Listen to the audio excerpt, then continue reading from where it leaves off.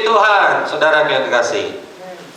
Nah, renungan firman Tuhan kepada kita supaya kita semuanya menjadi orang-orang yang menang dan boleh masuk, diberikan Tuhan hak untuk masuk ke dalam kehidupan yang kekal, yaitu sorga. Amin. Saudara yang kekasih, Tuhan Yesus menghendaki agar kita menjadi pemenang. Tuhan tidak ingin kita menjadi orang yang kalah. Tentunya saudaraku, Tuhan ingin kita menang terhadap dosa, menang terhadap iblis, menang terhadap setan, menang terhadap dunia ini, menang terhadap sifat kedagingan. Haleluya. Dan tidak lupa menang terhadap persoalan. Itulah saudaraku yang diinginkan Tuhan. Bahkan menang terhadap sakit penyakit. Haleluya. Nah, saudaraku yang kasih, ini hanya bisa dimiliki oleh orang-orang yang memiliki mental yang kuat. Mental yang kuat, yang tidak mau menyerah pada keadaan. Saudaraku, keadaan sulit, tidak mundur pada keadaan-keadaan terpuruk, apalagi dalam keadaan dunia sekarang ini. Saudara yang kasih, hanya orang yang mentalnya kuat yang bisa menang menghadapi zaman kesusahan sekarang ini. Haleluya. Amin. Saudara yang kasih, kita sedang dalam posisi berperang melawan penyakit, melawan virus, melawan wabah. Saudara yang kasih, kita dalam posisi berperang melawan keadaan pandemi ini, saudaraku. Kita tahu sudah setahun lebih pandemi ini. Saudara yang kasih, seluruh dunia mengalaminya. Saudara yang kekasih, ya, itulah musuh kita, setan dan iblis, sakit penyakit, tipu dayanya. Saudaraku, itulah musuh kita. Kita harus berperang melawan semua segala pekerjaan setan di dalam kehidupan kita. Termasuk kita berperang melawan wabah COVID ini. Haleluya. Apa yang kita buat? Apakah kita berperang memakai senjata? Apakah kita berperang dengan cara dunia? Saudaraku, bukan. Kita berperang, saudaraku, dengan senjata yang bisa kita pakai semuanya. Haleluya. Saudara yang kekasih, dalam buku Wahyu 2 dan 3 ada 7 sidang. 7 sidang ini menggambarkan gereja sepanjang masa, termasuk gereja sekarang ini. Pesan Tuhan tersebut yang pertama sekali dikatakan, barang siapa bertelinga, biarlah ia mendengarkan apa yang dikatakan Roh kepada jemaat-jemaat. Amin. Saudara, mendengarkan, betapa pentingnya kita mendengar. Amin. Nah, jadi hal yang pertama yang harus kita lakukan untuk tampil menjadi pemenang melawan peperangan kita, saudaraku, kita mau mendengarkan, telinga yang mendengar dan melakukan dengan sungguh-sungguh. Apa yang kita dengar? Tentunya, saudaraku, firman Tuhan. Apa yang kita dengar, saudaraku? Firman Tuhan, perkataan Tuhan. Amin. Mari kita banyak mendengar firman. Tuhan menciptakan kita 2 telinga dan 1 mulut. Satu mulut. Supaya apa? Supaya kita lebih banyak mendengarkan. Amin. Saudara yang kekasih, 1 mulut pun kadang-kadang banyak membuat kita kesalahan, apalagi 2 mulut. Apalagilah wanita-wanita, ya, Satu mulut paling tidak, saudaraku, 30.000 kata katanya harus keluar dari mulutnya. Apalagi 2 mulut. Betapa, saudaraku yang kekasih, akan menyulitkan manusia. Oleh karena itu Tuhan menciptakan kita 2 telinga supaya kita lebih banyak mendengar. Amin. Lebih banyak mendengar. Bilang sama temannya, mari kita lebih banyak mendengar. Katakan kepadanya, dengarkan firman Tuhan. Haleluya. Saudaraku, orang-orang sekarang ini, saudaraku, banyak lebih tertarik orang lebih banyak bicara daripada mendengar. Bahagian kita, biarlah kita lebih banyak mendengar daripada banyak berbicara. Haleluya. Nah, saudaraku yang kekasih, telinga dipasang Tuhan di kiri dan kanan agar kita mau lebih banyak mendengar daripada berbicara. Segala yang diciptakan Tuhan itu baik adanya. Karena itu, jika Tuhan memberikan sepasang telinga, maka Ia pun pasti punya tujuan, dan itu pasti dengan tujuan yang baik. Mendengar merupakan satu permulaan pengenalan kita kepada Tuhan untuk lebih baik lagi. Bagaimana cara kita mendengar? Sangat mengambil peranan penting dalam hidup kita. Apa yang kita dengar mempengaruhi hidup kita, menentukan hasil kita. Haleluya. Apa yang kita dengar juga menentukan bagaimana masa depan kita. Kalau kita hanya mendengar firman sepotong-sepotong saja, maka itu tidak baik.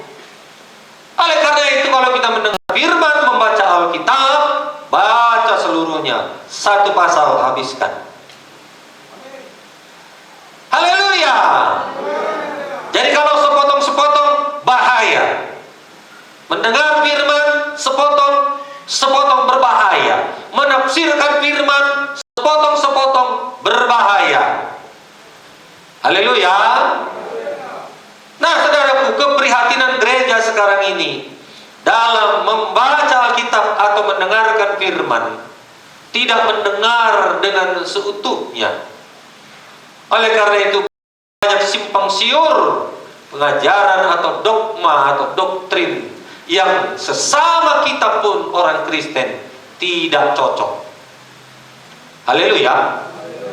Saudara yang dikasih, oleh karena itu, mari kita perhatikan bagaimana cara kita mendengar. Amin. Dengan demikian juga, dalam mendengar firman Tuhan, kita harus menggunakan kedua telinga kita dengan baik. Banyak kegagalan terjadi karena tidak mendengar firman dengan baik. Keluaran 15 ayat 26.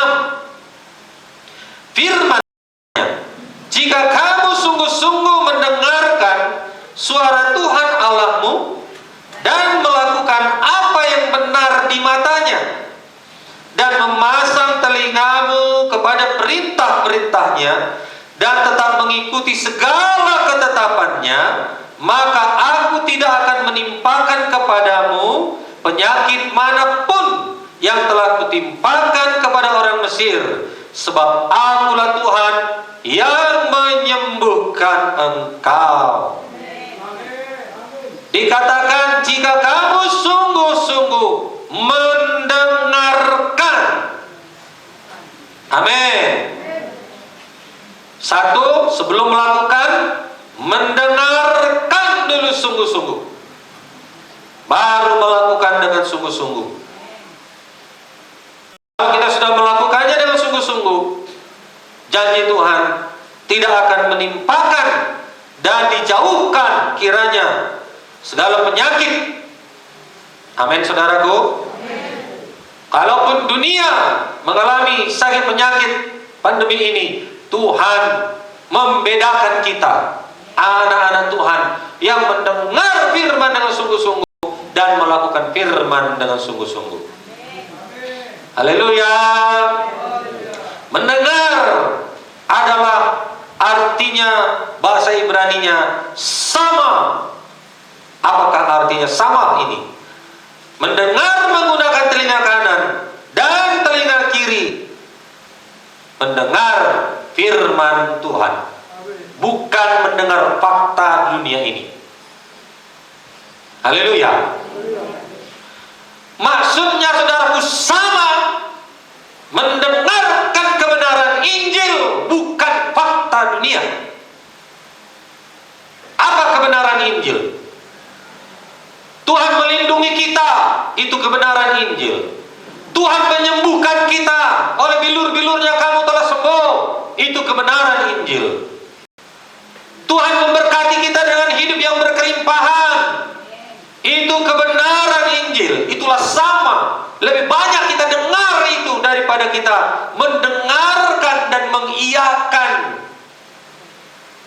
situasi yang buruk. Amin. Itulah artinya sama. Haleluya.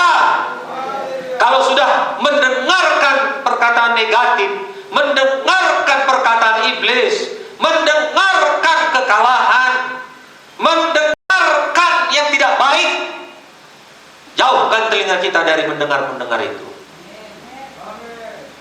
Sedikit amennya. Haleluya. Saudara yang kekasih, dunia penuh dengan hoax, dunia penuh dengan gosip. Jangan roh itu meresap kepada orang Kristen. Amin. Apa yang kita lakukan? Dengar firman Tuhan dengan sungguh-sungguh. Haleluya. Perhatikan dengan sungguh-sungguh. Sama, itu bahasa Ibrani. Sama, lebih banyak kita mendengarkan firman daripada mendengarkan persoalan. Haleluya. Lebih kita meyakini firman daripada kita mendengar suara iblis yang berkata kepada kita, penyakitmu tidak akan sembuh. Itulah sama. Amin, saudaraku. Amin. Haleluya. Jadi kalau kita mendengarkan suara iblis, berarti sama, tidak berlaku dan tidak berkuasa. Kenapa? Karena perkataan setan membawa kita kepada kekalahan, bukan membawa kita kepada kemenangan. Haleluya. Yang kedua yang harus kita lakukan untuk menang menghadapi situasi sekarang ini, memperkatakan firman Tuhan dengan penuh otoritas. Ketika Tuhan menciptakan terang, Dia hanya berkata, Dia hanya berfirman. Saudaraku yang kekasih, Dia berkata dengan otoritas, jadilah terang, maka terang itu pun jadi. Hanya dengan berfirman, hanya dengan berkata-kata. Ketika Ia menghardik badai, Ia berkata dengan otoritas, dengan kuasa. Dia berkata, diam, maka badai itu pun diam. Berkata-kata dengan otoritas. Haleluya. Daniel juga berdoa dengan otoritas. Selama 21 hari dia berdoa. Saudara yang kekasih, dan malaikat Tuhan datang kepadanya. Dia berkata, karena doamu, ya. Haleluya. Nah, saudara yang kekasih, sebab itu supaya perkataan kita penuh otoritas dan berkuasa, maka kita bisa mengubah keadaan. Maka mulut dan hati kita harus dipenuhi dengan firman Tuhan. Amin. Nah, jadi saudaraku, sebagaimana Daniel ini didatangi seorang malaikat. Seorang malaikat datang kepadanya dan berkata, aku datang oleh karena perkataanmu. Biarlah malaikat datang karena perkataan kita. Perkataan yang bagaimana?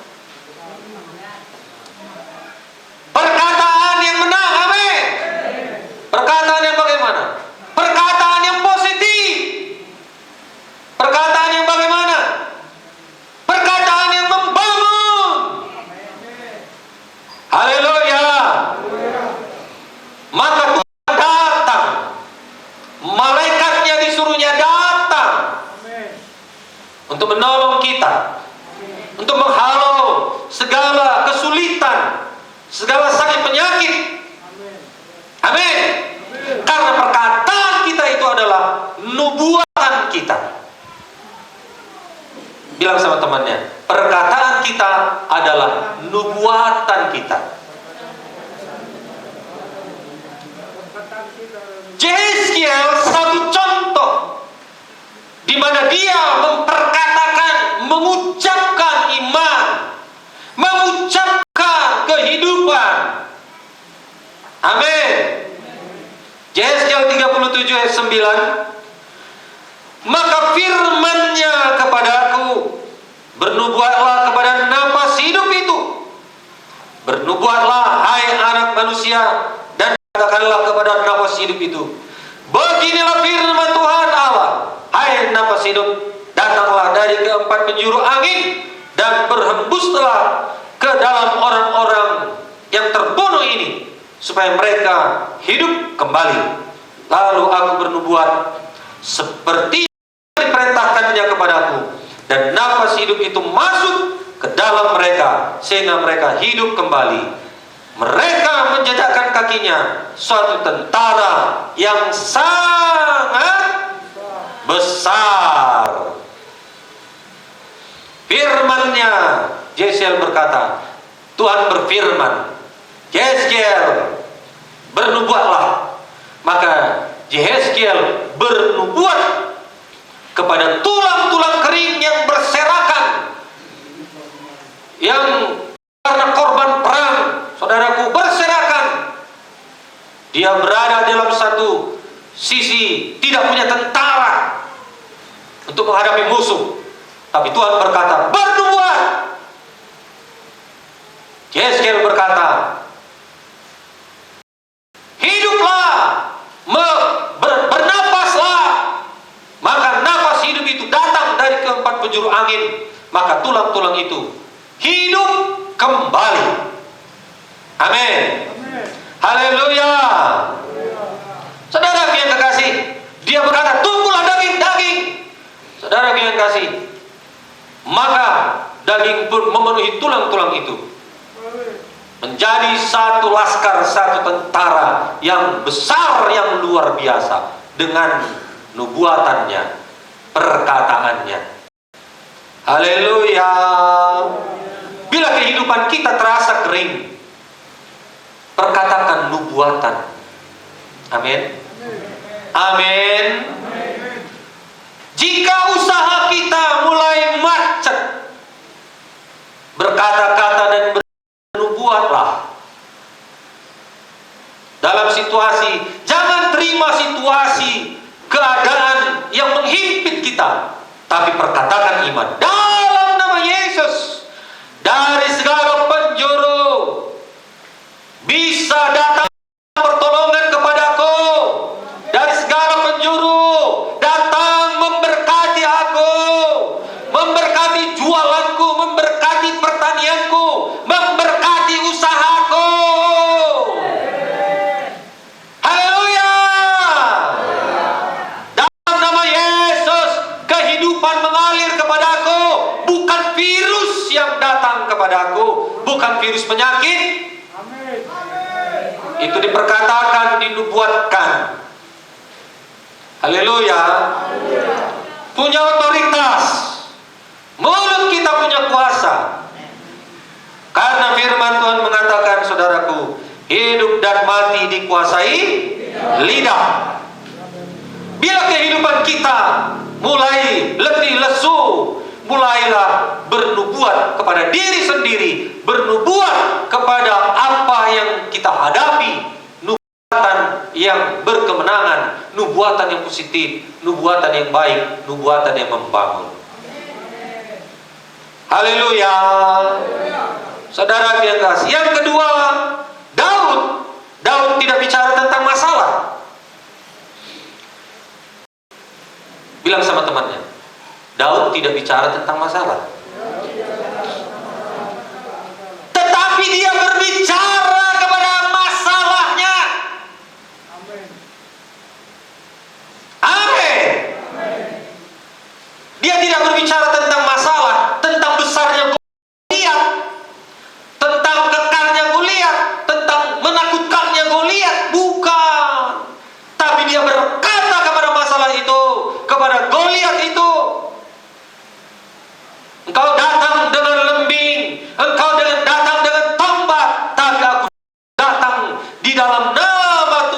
semesta alam. Haleluya. Semua orang Israel melarikan diri. Kalau kita baca 1 Samuel 17 ayat 24 25a itu saudaraku, melarikan diri. Takut. Jangan melarikan diri, saudara yang kekasih. Tetapi marilah kita memperkatakan dengan otoritas dari sorga satu nubuatan. Usir corona itu. Haleluya. Kita punya otoritas mengusirnya. Usir dari bangsa ini. Usir dari keluarga kita. Usir saudaraku dari keluarga, saudara-saudara kita.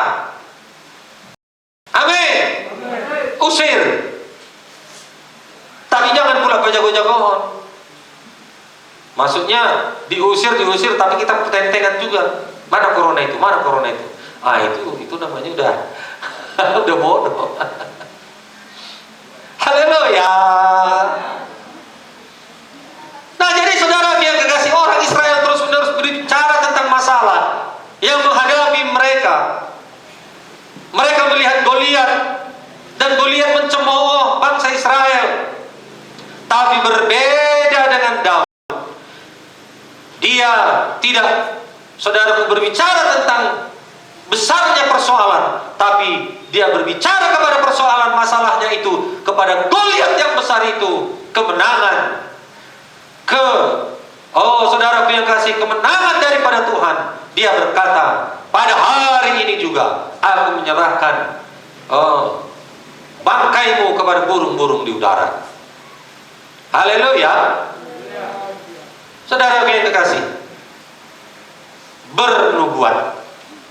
Bukan bernubuat itu begini, aku melihat di kantongmu Pak Nenggolan ada uang 100.000. Bukan begitu bernubuat. Haleluya. Jadi keluarkanlah Pak Nenggolan. Tuhan berkata, masukkan kantong persembahan. Contoh ya Pak. Tapi bernubuat itu juga termasuk perkataan positif yang kita lemparkan, perkataan mujizat, perkataan baik yang kita keluarkan dari mulut kita. Haleluya. Supaya apa yang kita ucapkan itu yang dijadikan. Mazmur 121 dan 91 itu kita ucapkan supaya itu yang jadi di dalam kehidupan kita. Haleluya. Saudara yang kasih, Ibu Dodi Austin, Ibu Pendeta Joel Austin, divonis dokter mengidap penyakit kanker. Apa yang dia lakukan? Kesehariannya dia mengucapkan janji-janji Tuhan, kesembuhan. Di rumahnya, saudaraku, ditempelkan ayat kesembuhan, supaya setiap kali kemana dia berjalan, keliling ke rumahnya, di ruang tamu kah, di dapur kah, di kamar mandi kah, di kamar tidurnya kah, di langit-langit, ketika dia mau tidur, dia baca ayat kesembuhan. Saudara yang kekasih, dan dia berkata-kata tentang kesembuhan, maka kesembuhan, saudaraku, dijadikan kepadanya. Sebelum dia divonis, saudaraku yang kekasih, ya, bekerja kesembuhan kepadanya 35 tahun lagi. Hidup 35 tahun lagi. Haleluya. Kesembuhan bekerja kepada seluruh tubuhnya. Sebelum dia divonis, saudaraku yang kasih, dia masih hidup lama 35 tahun. Amin. Ya, sesudah divonis maksudnya ya. Kau akan mati umur sekian katanya. Tapi ketika dia divonis itu, dia mengucapkan ayat-ayat kesembuhan ini, dan dia hidup 35 tahun lagi. Haleluya. Jadi saudaraku, jangan terima vonis-vonis yang melemahkan kita. Haleluya. Iblis berkata, engkau tidak lama lagi hidup. jangan terima. Amin. Usir itu. Amin. Haleluya. Saudara yang kasih, firman Tuhan berkata dalam Bilangan 14 ayat 28b, bahwasanya seperti yang kamu katakan di hadapanku, demikianlah aku katakan kepadamu, akan kulakukan kepadamu. Amin. Seperti apa saudaraku? Seperti yang kamu katakan di hadapan siapa? Di hadapan Tuhan. Seperti yang kita katakan di hadapan Tuhan, demikian akan lakukan kepadamu. Jadi kalau kita perkatakan berkat di hadapan Tuhan, berkat itu datang. Kalau kita perkatakan kesembuhan di hadapan Tuhan, maka kesembuhan itu datang. Kalau kita katakan kemenangan di hadapan Tuhan, maka kemenangan itu akan datang. Haleluya. Saudara yang kasih, banyak anak Tuhan hidup dalam kegagalan, kekurangan, kekalahan, kekecewaan karena mereka mengucapkan ucapan yang kalah, yang negatif. Dia berkata, tidak ada hal-hal yang baik jadi dalam hidupku. Itu perkataan negatif. Jangan ucapkan. Amin. Banyak kali penghalang dalam hidupku, aku jadi malas mengikut Tuhan. Saudaraku, itu ucapan negatif, ucapan kalah. Saya tidak sanggup mengatasi persoalan ini dan lain-lain. Lemah, menyerah. Saudara yang kasih, itu adalah perkataan-perkataan, ucapan-ucapan yang tidak membawa kita kepada kemenangan. Ucapan kita itu adalah seperti benih. Amin. Kalau kita sudah ucapkan benih itu, maka benih itu akan tumbuh besar dan menghasilkan buah. Amin. Buah seturut dengan apa yang kita ucapkan. Dengan benih yang kita tabur itu, maka buahnya akan keluar, saudara yang kekasih. Oleh karena itu, ya, perkataan kita itu adalah benih. Jangan menjadi benih-benih yang tidak baik. Haleluya. Apabila kita mengucapkan perkataan yang positif, perkataan yang menang, maka hidup kita akan bergerak menuju kemenangan, bergerak kepada menuju kebangunan rohani. Saudaraku, karena ke arah sanalah apa yang kita ucapkan itu dijadikan kepada kita. Amin. Jadi marilah kita berdiri dengan teguh, memperkatakan kepada diri kita, saya adalah anak Tuhan, saya sudah ditebus oleh Tuhan. Amin. Perkatakanlah itu, ucapkanlah itu, saya berharga, saya dikasihi Tuhan, saya akan beroleh kebaikan kemanapun saya pergi. Amin. Segala berkat Tuhan datang kepadaku. Saya tidak akan terkena virus dalam nama Yesus. Virus penyakit, bakteri penyakit, varian apapun namanya, varian delta, varian gamma, varian alpha, apapun namanya. Amin, saudaraku. Jangan ucapkan kata-kata yang tidak berguna, tetapi teruslah ucapkan kata-kata berkat di dalam hidup kita. Tuhan ingin kita mengucapkan janjinya di dalam hidup kita, dan jangan membatalkan janji Tuhan dengan perkataan negatif kita. Jadi perkataan negatif itu membatalkan janji-janji Tuhan dalam hidup kita. Jadi jangan perkatakan perkataan yang negatif, baik kepada diri saudara sendiri, baik kepada orang lain, baik kepada Tuhan. Jangan memperkatakan perkataan yang negatif, karena itu membatalkan janji Tuhan dalam hidup kita. Haleluya. Daud mengucapkan kata-kata yang menang dalam hidupnya. 1 Samuel 17 ayat 46a. Hari ini juga Tuhan menyerahkan engkau ke dalam tanganku, dan aku akan mengalahkan engkau dan memenggal kepalamu dari tubuhmu. Begitulah Daud ini berbicara kepada Goliat. Artinya apa? Biarlah kita berbicara lantang melawan persoalan kita, melawan kesulitan kita, melawan penyakit kita. Saudaraku yang kekasih, dengan kuasa otoritas daripada Tuhan. Haleluya. Yang ketiga, penuhlah saudaraku kemenangan dalam hidup kita. Jadilah kita menjadi pemenang sejati. Yeremia 1 ayat 19. Mereka akan memerangi engkau, tetapi tidak akan mengalahkan engkau. Sebab aku menyertai engkau untuk melepaskan engkau. Demikianlah firman Tuhan. Masalah boleh memerangi kita dari mana saja. Covid bisa datang dari mana saja. Pergumulan bisa datang dari mana saja, saudaraku. Tetapi itu tidak mengalahkan kita. Sebab Tuhan menyertai kita. Tuhan melepaskan kita. Demikianlah firman Tuhan. Betapa pentingnya kita disertai Tuhan. Haleluya. Inilah yang harus kita percayai, bahwa apapun yang datang memerangi kita saat ini, apakah itu masalah, penyakit, termasuk yang sedang kita takuti sekarang ini, COVID-19 ini, saudaraku, itu tidak mengalahkan kita. Usir dia.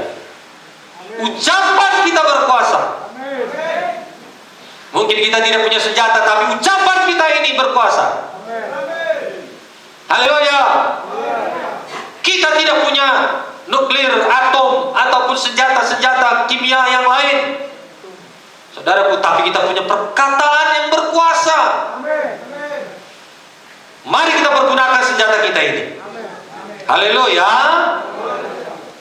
Untuk menang kita memerlukan, saudaraku yang kekasih, melatih diri saudaraku untuk mengucapkan perkataan berkat, mengucapkan perkataan kehidupan, mengucapkan perkataan yang menang. Haleluya. Dan melatih diri kita untuk beribadah kepada Tuhan. 1 Timotius 4 ayat 7b sampai dengan 8. Latihlah dirimu beribadah. Latihan badani terbatas gunanya, tetapi ibadah itu berguna dalam segala hal, karena mengandung janji, baik untuk hidup ini maupun untuk hidup yang akan datang. Amin. Ini bicara tentang disiplin rohani, bahwasanya disiplin untuk melatih diri beribadah akan membawa keuntungan bagi kehidupan rohani kita, dan juga dalam segala hal, karena mengandung janji, baik hari ini maupun yang akan datang. Amin. Latih beribadah. Saudara yang kasih, bukan untuk hidupnya aja. Kalau latihan badani, kita menjadi kekar, kita menjadi kuat. Boleh jadi kita kuat dan kekar seperti Adi Rai, tapi saudaraku, itu terbatas. Sudah bertambah tua, sudah bertambah lemah, kekekaran pun bertambah lemah. Sehebat-hebatnya prestasi seseorang di dalam, saudaraku, membangun fisiknya, saudaraku yang kasih, pada waktunya akan menjadi lemah. Tetapi kalau kita melatih diri kita untuk beribadah, bukan hanya untuk hari ini, tetapi untuk masa depan kita. Amin. Untuk masa yang akan datang. Itu sebabnya Joshua dan Kaleb, saudaraku, dia berkata, umurku 80 tahun, tetapi kekuatanku seperti 40 tahun. Demikianlah kuasa Roh Kudus itu membangkitkan tubuh-tubuh kita, membangkitkan rohani kita. Kalau kita, saudaraku yang kekasih, mempraktekkan firman Tuhan ini, maka kita jadi pemenang-pemenang yang sejati. Kita masuk kepada kehidupan yang kekal dengan latihan rohani, yaitu beribadah kepada Tuhan. Haleluya. Latihlah terus menerus supaya rohani kita semakin kuat.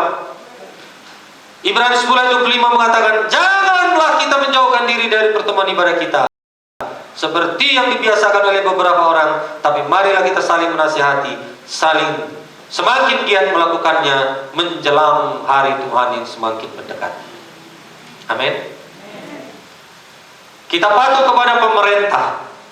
Saudara yang kasih,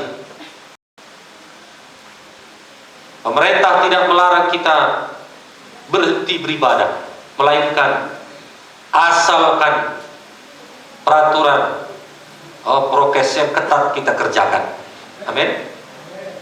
Ada beberapa orang teman-teman kita, Pak, saya online saja Pak. Gak apa-apa, silahkan. Amin. Online pun di rumah, datang pun kemari, jaga jarak, pakai masker, cuci tangan.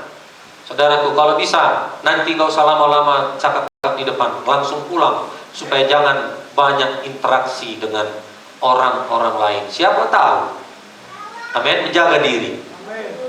Haleluya, haleluya. Saudaraku yang kekasih, latih diri kita beribadah.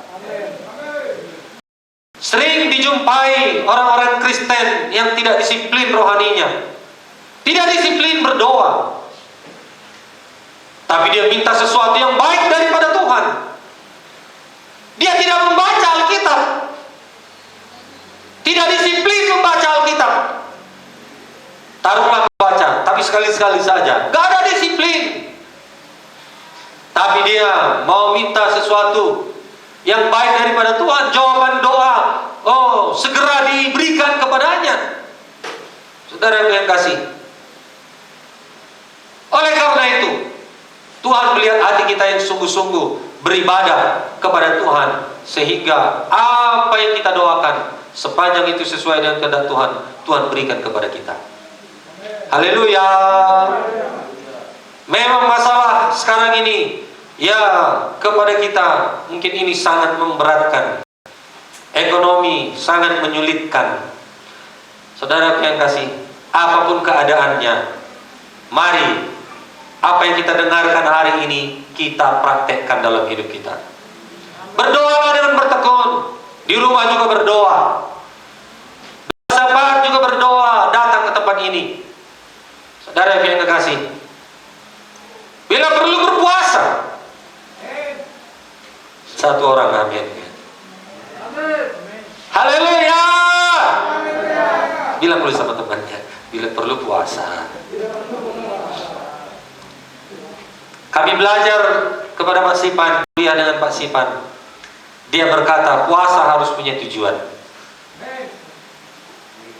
Adakah di antara kita yang berpuasa supaya tujuannya COVID ini berlalu? Saudaraku, adakah yang berpuasa supaya jiwa-jiwa selamat? Apakah ada yang berpuasa untuk kesembuhan? Punya tujuan. Mari, kalau memang di hati kita COVID ini berlalu, ayo, walaupun tidak ada dibuat satu jadwal semua harus berpuasa, tapi ini diberikan kepada kita supaya kita bisa mempraktikkannya siapa saja secara pribadi. Amin, saudaraku. Haleluya. Kami mengunjungi satu rumah, satu jiwa. Ketika kami kunjungi, dia lagi berdoa supaya COVID ini berlalu dari bangsa kita, dari seluruh dunia. Amin. Lalu dia berkata, lagi berdoa tadi saya. Berdoa untuk apa? Supaya COVID ini berlalu. Haleluya. Saudara yang kasih, iya Bu. Kalau begitu nanti lanjutkan lagi lah. Jangan pula kedatangan kami menghentikan doa. Dia nggak tahu kalau kami mau datang. Saudara, betapa indahnya begitu. Kalaupun tiba-tiba Yesus datang, dia lagi berdoa, pasti dia terangkat. Tapi kalau datang Tuhan Yesus, kita lagi menggosip,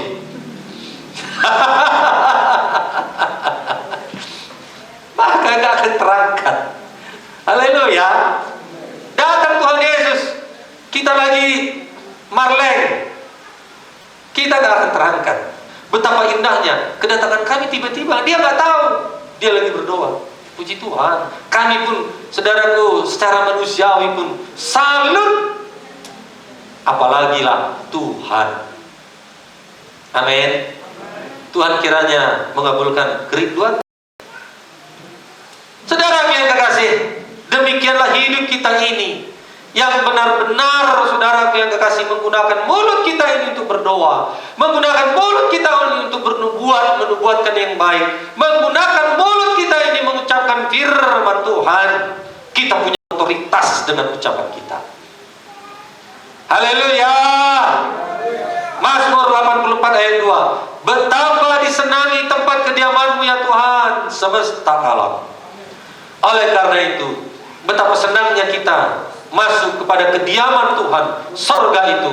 Itulah, sampai di sana kita bisa masuk, itulah kemenangan kita yang sejati. Haleluya. Jadi inilah yang menjadi kerinduan kita. Amin. Seperti yang dikatakan Daud, jiwaku hancur karena merindukan pelataran-Mu ya Tuhan. Mazmur 84 ayat 3. Demikianlah doa-doa kita. Saudara yang kasih, demikianlah kata-kata kita dan ucapan kita untuk memberkati kita, membawa kita kepada kemenangan. Jadi penting sekali untuk mendisiplin di dalam hal-hal yang rohani, karena disiplin rohani itu sangat bermanfaat, menjadi pondasi hidup kita supaya semakin kuat, semakin tegak berdiri, menjadi pemenang-pemenang di zaman ini. Amin. Haleluya.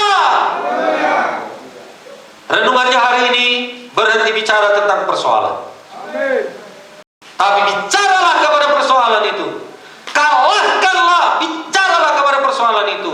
Kepada Goliat itu. Amin. Kepada badai topan itu, diam. Kau tidak bisa menjamah aku. Amin.